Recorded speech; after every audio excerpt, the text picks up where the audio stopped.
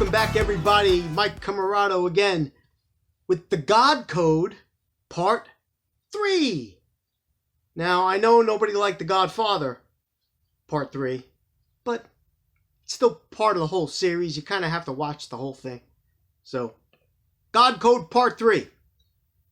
If you haven't seen Godfather 1 and Godfather 2, God Code 1 and 2, I strongly suggest you go back, watch those videos, and then get me back with this video. Okay, talk about the God Code, and I left off last week as to what happens when the code goes wrong. At birth, or maybe during your life. What happens when the code alters? Okay, when the code alters, you get what we call sickness. It could happen at birth. It could happen during your life. Something happens to your code. Now, man and his environment has had plenty of opportunities to alter code and make it not so good, let's say. When God made the code originally for humans, or for any animal, plant, or whatever, it was perfect. He didn't create a bad code. He doesn't know how to. He wouldn't, because he loves us anyway. He loves every living thing that he put on this planet. Okay. When the code alters, it's because something man did.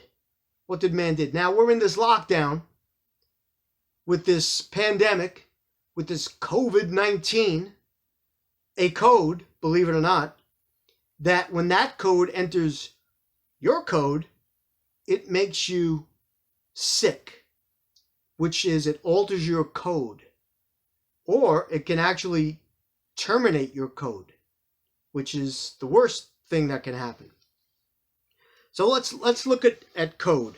Let's look at if you're born with good code, and good code I mean you have no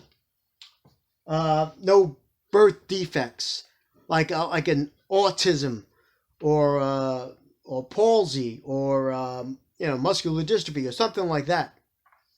Blindness, even if you're born with it. So there's born codes and there's later on codes. If something gets in you, let's say this is later in life. Later in life could mean, is that life? Yeah. Later in life could mean when you're 1 year old and up. Who knows? I don't know an exact number. Your code, although it doesn't look like this because that's easy to understand. 1, 2, 3, 4, 5, 6, 7, 8, 9, 10, 11, 12, 14, 15, 16, 17, 18, 19, 20, and so on and so on. Something happened right here. This is, we'll call it a rogue code. This rogue code got into your system and altered your code that is constantly moving, computing, and calculating.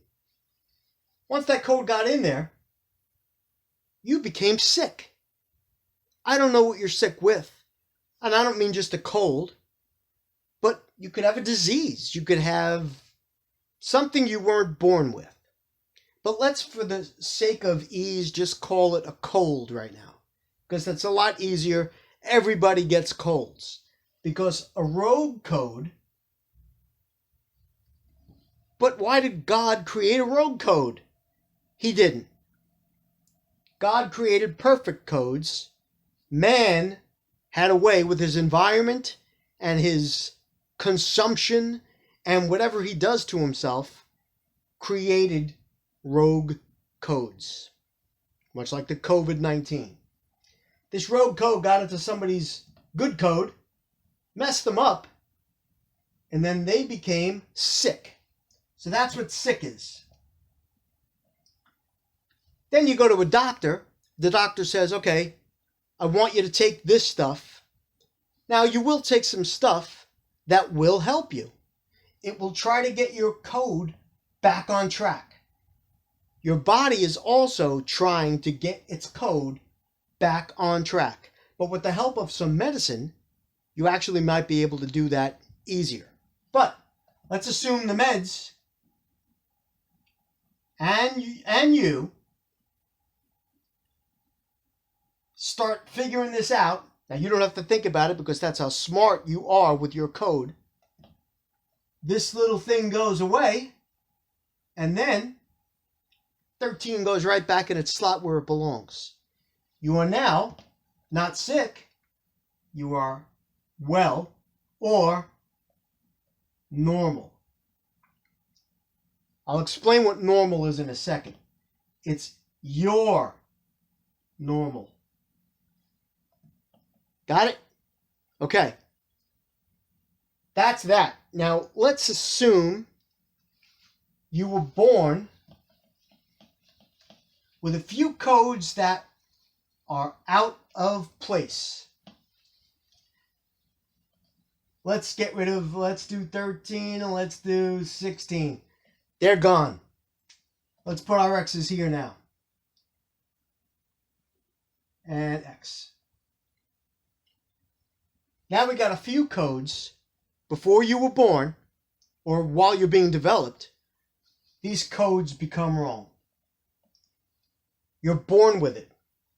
You could have cerebral palsy, autism, blindness. Look, the list goes on. Whatever it is, just keep in mind this is something that you were born with. Your code is very difficult to alter to get back well again. Now, if a road code does go into you like a cold, having these birth, we're going to call them defects. I don't call them defects, but I have to do this so you could understand. The road code could get in. That's a cold. And it could come right here. The doctors can fix that. They'll fix this code with the meds and you. And we'll get that back to 20. But these codes are still not correct in a common person. And that's where I want to go with this whole thing. Don't think because you have CP, autism, blindness, deafness, and all these other things that you're not normal. This is your normal. You are normal. Normal does not equal common,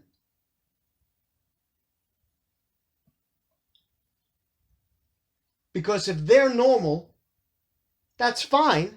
They are, because we get to fix their normal code back. But this code is not common. I'll write that like that. So don't confuse normal with common, and don't confuse abnormal with uncommon. Okay? Normal and common, two different things, especially when it comes to the code. So that's where I'm going with this. Just because somebody is in a wheelchair because of their muscular dystrophy, or they can't think or associate like not a normal person, a common person, don't think that because they have that, they're not normal. They are. And what's more important is God doesn't care what their facade or their symbol is. God only cares about this one thing: the spirit, of which everyone's spirit looks kind of not like that, because I drew it, but it's a big sphere, it's a ball of light That's what everyone looks like to God. Got it? So don't worry about what kind of makeup you have on. I got to look good for God. That's all he cares about is this ball of light, because that's the only thing he wants, and it's the only thing he's getting. Nothing can hurt. Nothing hurts your spirit. No matter what happens to you physically here, nothing can harm your spirit except you. Your spirit is the only thing that can harm itself. You have to get in touch with it, and you have to know that you have one, because that's the only way you're going to be able to live with God in heaven, become part of his code. That is the only way you're going to be able to do it, is to know you have a spirit, know the guy named Jesus, because he's the guy that taught it correctly. He's the guy that gets everybody there. I don't care what corner of the planet you're on. That's the guy that gets you there.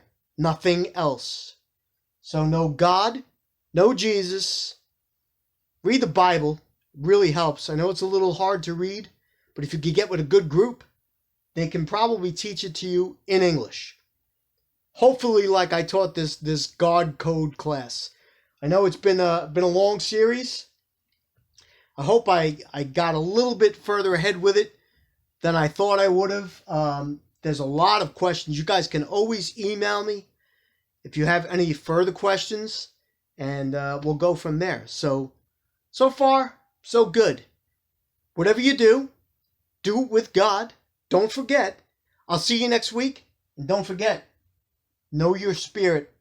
Know God, know Jesus. And that's it. All right, take care. See you next week.